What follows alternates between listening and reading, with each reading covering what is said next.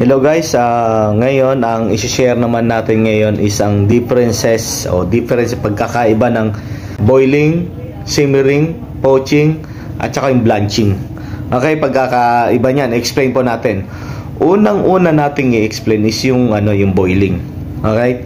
Yung boiling po is of course alam na natin yun, yung nagbo-boil siya umaabot siya ng boiling point kasi ng liquid o water is 100 degrees Celsius. Okay? Ano po ba yung mga bino-boil natin? Yung pasta, some vegetable, rice. Yan, bino-boil po natin yan, Pero mga boiling mostly mga short period lang po yan. Mga 8 minutes yan, mga maiksing oras. Okay? Maiksing oras and then hanggang sa maluto yung ating bino-boil. Tulad nga ng pasta and rice. Ang second naman natin is blanching. Okay? Blanching naman is rin yun. Almost same din ng temperature, boiling point 100 degrees Celsius.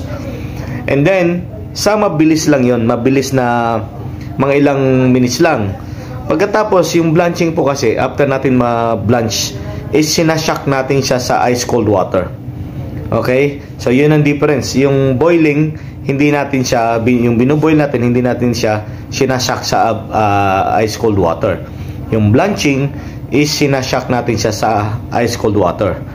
Para kadalasan yan yung gulay, gulay, tapos para ma-maintain yung color niya or yung crispiness niya, yan yung mga blanching. Alright, so parehas po sila, pero yung isa super ikse, yung isa maikse. Okay, boiling maiksi lang, hindi naman ganun kahabang oras. Yun namang blanching is sa mabilis na minuto lang. Alright, yung isusunod naman natin guys, yung simmering. Okay, yung simmering is hindi naman siya dapat umabot sa boiling point. Ang simmering, unang gagawin natin is magbo-boil tayo. Pag na-reach yung boiling point ng liquid is magre-reduce tayo ng fire. Okay? Ang temperature niyan is umaabot lang ng 82 to 95 degrees Celsius. Yan yung simmering. Simmering, parang Bisaya. Bisaya talaga kasi ako.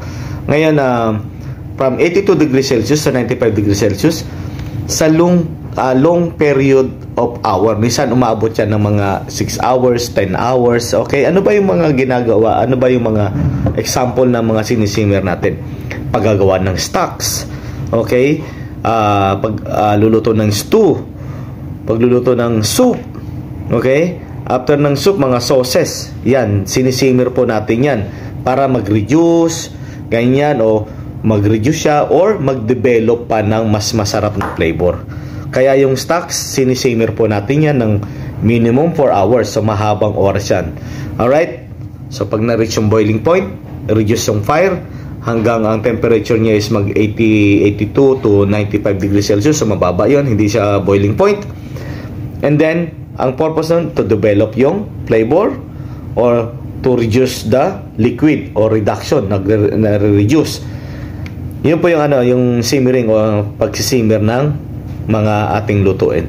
So, yun yung pangatlo. So, yan. Ang susunod naman natin yung pang-apat. Yung pang-apat is yung poaching. Okay, normally temperature nito is 71 to 82 degrees Celsius. Alright, 71 to 82 degrees Celsius. Hindi po siya boiling point, hindi rin siya simmering. Yung temperature magkakaiba po yan. And then, ang pinopoach po natin o pinopoaching natin, poaching is yung mga delikado o madaling masira. Pag umabot sa boiling point, nababasag tulad ng egg. Okay? Pinopoach natin yung egg para hindi mabasag yung Kaya meron tayong poached egg na tinatawag. And then meron din tayong mga fish. Okay? Kaya meron tinatawag na poached salmon. Okay, yung salmon pinopoaching namin yan o poached salmon, yung mga delikado na para hindi masira yung quality. Okay? Ngayon, depende rin po yan sa time. Okay? Sa time, minsan may meat, may karne tayong pinopoach. Mostly nilalagyan po natin ng mga herbs, black pepper, salt, lemon, yan mga pinopoach natin. O yung itlog naman nilalagyan natin ng acid or vinegar, white vinegar. So yun po ang differences, ano?